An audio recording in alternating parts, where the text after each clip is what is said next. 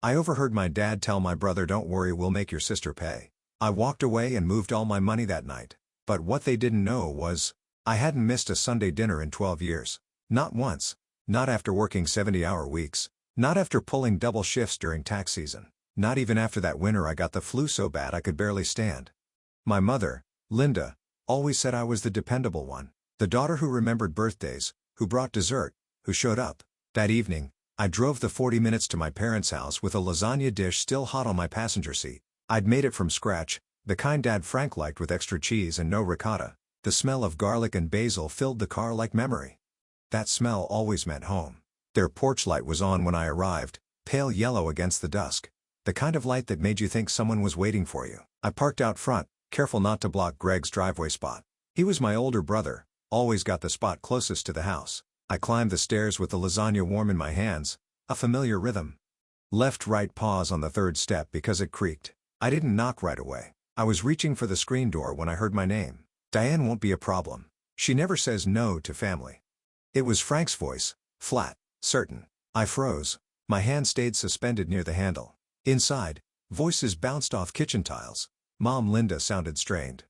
"But 300,000, that's insane, Greg. How did you even?" "It doesn't matter how," Greg said sharply. "What matters is that I need it handled before the audit goes deeper. You said you'd help." Then Frank again, calm, decided.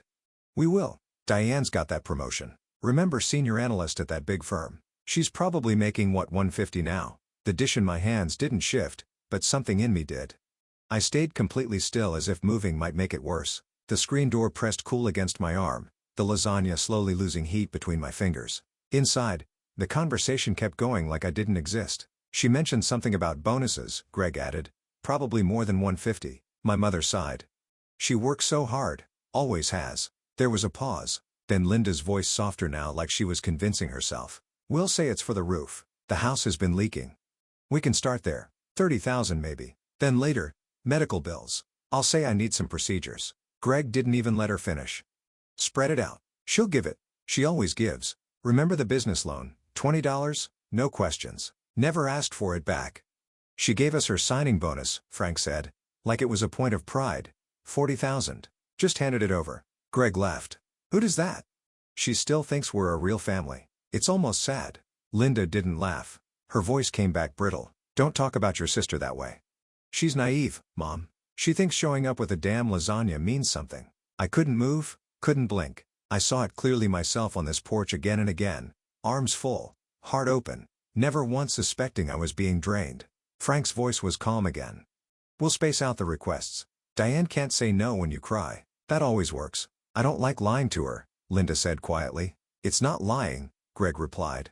"It's family. Her money is family money. She doesn't have kids, doesn't have a husband. What's she spending it on anyway? That apartment, the apartment I had poured everything into, the one with the view of the park and a front door that locked. The only place I called mine. She'll be fine." Frank said final as a gavel. "She always handles things. That's what she does." "Are you sure there's no other way?" Linda asked. Greg's voice dropped. "Unless you want me in federal prison for tax evasion and fraud. No. This is it. My lawyer says if I can pay it back before they dig deeper, they'll drop it to civil penalties. Tax evasion. Fraud. My brother, the one they bragged about to cousins, co-workers, strangers at the grocery store. He wasn't just struggling. He was criminal, and they were going to make me pay for it." I stepped back from the door, slowly, careful not to creak the step. My hands were slick with sweat. The dish nearly slipped. I caught it. No sound. No trace. I couldn't let them know I'd heard. I made it back to my car without falling apart. That surprised me. My legs felt disconnected, like I was floating just above the pavement. The lasagna sat on my lap like a joke I didn't get anymore. I didn't drive off right away, just sat there engine off listening to the faint buzz of summer bugs and the occasional passing car. My phone buzzed in the cup holder. Text from Linda. "Where are you, sweetie? Dinner's ready." My thumb hovered. Then I typed, "Sorry. Got called into work. Emergency audit. Rain check." 3 dots blinked. Then came her reply. "Oh, no. We have something important to discuss. Can it wait?" She was going to say it. "The roof, just like they planned." "Sorry, Mom. Boss says it's urgent. Love you." I didn't drive home. Not yet. I just drove. City lights, gas stations, places that didn't know me. I needed motion, not arrival. By the time I finally pulled into my apartment garage, The lasagna had gone cold. I left it on the passenger seat and walked up with empty hands. Inside, I didn't turn the lights on right away. I stood by the window watching the night filter through tree shadows and felt something crack open inside me. Not anger, not yet, just a tired kind of clarity. I had given them $40,000 the year I graduated, then lived on ramen and cheap coffee until I could save again. I gave Greg $20,000 when his business collapsed. I paid for their anniversary dinner when they said they were tight. I never once asked for a penny back because I thought that's what daughters did, what good sisters did, what family did. But now I understood something I hadn't before. They never saw it as generosity. They saw it as compliance. By the time I went to bed, a plan had started to form. Quiet, sharp. I wasn't going to tell them I knew. Not yet. The next morning, I didn't make coffee. I made moves. I sat down at my desk and opened every account I had, checking savings, investments, even that old 401k from my first job. I transferred every cent to new banks, once my parents didn't know. I called each customer service line, set fraud alerts, froze every joint point of access I'd ever shared. Then I changed every password, two-factor authentication, recovery questions, all of it. My phone rang nonstop. Mom, Dad, Greg. I didn't answer. Instead, I emailed my boss, Susan Richards, and asked if she had a few minutes. The subject line was simple: personal, urgent. Susan was a sharp woman. In her 50s, no kids, built like someone who'd walked through fire with heels on. When I stepped into her office, she didn't smile, just gestured to the chair. I need advice. I said, not legal, not yet, just personal. But it might affect my work. She nodded. Go on. I told her everything. The conversation I'd overheard, the money I'd given over the years, Greg's fraud, the plan they made, my plan to vanish financially speaking. She listened the whole way through, arms crossed, her expression growing darker by the paragraph. When I finished, she leaned forward. First, she said, you're handling this better than most. Second, you need a lawyer. Not because you did anything wrong, but because they might try to twist that. Third, you need a record. Every dollar, every ask. Document everything. I opened the spreadsheet I'd started the night before. 5 years of transfers, dates, amounts, notes in the margin like Greg's emergency and Mom's medical bill. Susan whistled low. That's nearly $200,000. I didn't say anything. I couldn't. My throat felt tight. Then she looked at me, something soft in her voice now. One more thing. We've got an opening in our London office. Same title, better pay. And most importantly, an ocean between you and this mess. London, I repeated. You wouldn't be alone, she said. You'd have support. We'd handle your visa, the move, everything. I didn't answer. Not yet, but something in me shifted. That afternoon, Greg finally got through. I don't know why I answered. Maybe I wanted to hear how he'd spin it. Jesus, Diane, he said. Where have you been? Working, I said flat. At that job, you think Prince money. What's that supposed to mean? It means I'm busy. What do you want? We need to talk as a family. Dinner tomorrow. Can't. I have plans. More important than family. I didn't hesitate. The kind where people don't scheme to steal $300. There was silence on the other end of the line. I don't know what you're talking about, Greg finally said. Tax evasion? Fraud? You were going to let me pay for it? He laughed. Too loud. Too forced. You were listening. I was bringing lasagna, I said. Remember that family dinner? That thing you said I foolishly still believe in? Diane, listen. It's not what you think. It's exactly what I think. You planned it. You told them to cry if they had to. You called me naive. I'm in trouble. You should have thought of that before you broke federal law. You're seriously going to let me go to prison over money you can afford? I closed my eyes. I couldn't afford the $40 I gave Mom and Dad. I couldn't afford the $20 I gave you.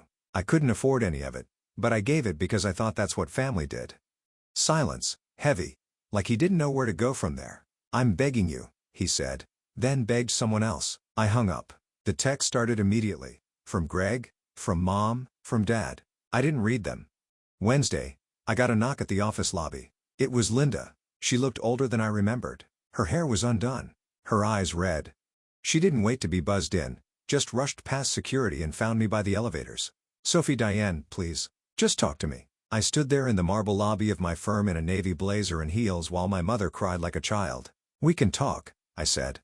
Right here. She flinched. Can't we go somewhere private? Greg is in trouble. I know. Fraud. Tax evasion. He told me he made mistakes, but he's your brother.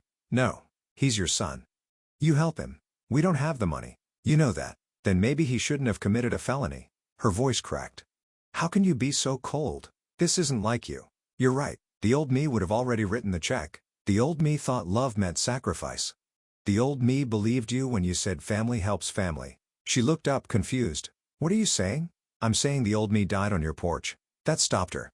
You don't mean that. I leaned closer, voice low. You said I wouldn't say no. You said I don't understand how the real world works. You said I'd turn to pudding when you cry. Real tears now. Not performative ones. Real fear. We were desperate. No. You were greedy. There's a difference. She reached out. I stepped back. I left her there in the lobby under the gold letters of my firm's name. I didn't look back. Thursday came and went in silence. No calls, no texts, no surprise drop-ins. For a moment, I thought maybe it was over. Maybe they'd finally understood. Friday afternoon, I was packing up my desk when the receptionist called. Diane, there's someone from legal downstairs, a process server. Says he has documents for you. I froze, then exhaled slowly. Send him up. He handed me a manila envelope. No eye contact, no words. Just a scribbled name and a quiet exit. Inside, a formal complaint. My parents were suing me, claiming the money I'd given them over the years were loans that I was now demanding repayment and had caused them emotional distress and financial instability by cutting off contact. It was absurd. So absurd, I laughed right there at my desk. Not a sharp laugh, a hollow one. The kind you let out when disbelief finally gives up and lets exhaustion take over. They weren't just trying to guilt me, they were trying to punish me. I called the attorney Susan had recommended, a woman named Carol Kim. Efficient, direct. I scanned and emailed the documents. She called me back 10 minutes later. They have no case, she said. No contracts, no documentation, no written agreements. Nothing to prove any of this was a loan. This is textbook harassment. Can we counter? I asked. We could sue for damages, emotional distress, defamation. I paused. The idea didn't sit right. No, I said. I don't want their money. I just want them gone. There was a long silence on the line. Then Carol said, understood. I closed the folder, put it in a drawer, locked it. That weekend, I started packing. Not just for London, for a life that wouldn't include people who saw me as a checkbook in heels. The movers were scheduled for Tuesday. All weekend, I filled boxes with things I once thought I'd keep forever, cookbooks with my mother's handwriting in the margins, framed photos from holidays where I'd been the one behind the camera. I wrapped them carefully, then left most of them behind. Sunday morning, Greg called again. The number was unfamiliar. I picked up without thinking. You're really going to let me go to prison, he said. I'm not letting you do anything, I answered. You're going to prison because you committed crimes. His voice cracked. I could lose everything. I already have, I said. My family, my trust, my belief that you all cared about me as a person, not just a resource. Silence. I was scared, he said. I didn't know what else to do. You planned it. You've laughed about it. You coached them on how to lie to me. I didn't mean to hurt you. You didn't think about me at all. He tried again. Diane, please. I'm begging you. I already told you. Beg someone else. I'm done. I hung up, blocked the number. No more texts came. No more calls. They must have realized the door was shut. On Monday, I stood in the middle of my half-empty apartment and looked around at the life I'd built, every inch of it earned, every dollar fought for, every piece touched by people who now felt like strangers. I didn't cry. Instead, I packed my last bag, zipped it shut, and taped a note to the front door for the movers. London, 2-bedroom, facing the river. That night, I slept better than I had in years. Not because everything was fixed, but because I wasn't pretending anymore. I found it in the back of a cabinet tucked behind old baking pans and a chipped pie dish I never used anymore. The lasagna pan, still clean, still heavy. The one I'd carried that Sunday night, full of warmth and hope and cheese, believing I was walking into love. I ran my hand along its edge. It was just glass and metal, but somehow, it held everything. Every dinner I'd made, every time I'd tried, every way they'd emptied me, and smiled while doing it. I didn't cry. I just picked it up, turned, and dropped it into the kitchen trash. The sound it made wasn't loud. At the airport, boarding pass in hand, I got one last text from a number I didn't recognize, but I knew who it was. Linda, I'm sorry. Not for needing help, but for how we planned to get it. You deserved better. I hope someday you can forgive us. I stared at it for a long time, then typed back. I hope someday you can deserve forgiveness. I turned off my phone and walked toward my gate. 6 months later, the message came through my lawyer. Greg had been sentenced 18 months in federal prison, tax evasion, wire fraud, attempted concealment of assets. My parents had sold their house to help cover his legal fees, lost most of it anyway. They were now living with my aunt in Florida. I didn't feel satisfaction, not guilt, not even anger. They were just names now, people I used to know in a life I no longer lived. In London, the sky was always shifting gray, then silver, then something almost warm. I had a corner apartment with old brick walls and a view of the river. I'd made friends, good ones, colleagues who valued me for more than my signature on a check. Sometimes on quiet Sunday mornings, I still made lasagna, just for me. Not because I missed them, but because I remembered the girl who once believed bringing food was the same as bringing love. The girl who carried her heart in a casserole dish and left it on their doorstep again and again, hoping one day they'd hand it back whole. She was gone now. In her place stood someone different, someone who knew that love without respect is just dead in disguise. Someone who understood that walking away wasn't giving up, it was remembering who you are. And sometimes, the only person who ever really shows up for you is you. I used to think showing up was enough, that if I kept saying yes, kept giving, kept making casseroles and covering bills, eventually, they'd see me not just what I could offer. But some people only love you as long as you're useful. And the moment you stop giving, you stop existing. I didn't leave to punish them. I left to protect what was left of me. If you've ever stood outside a door with something warm in your hands and hope in your chest only to hear the truth that breaks you, I see you. You don't have to explain why you stopped calling, why you didn't go home for the holidays, why you walked away. You don't owe anyone an apology for saving yourself. If you've ever been the one who gave quietly, just leave one word you wish they had said to you.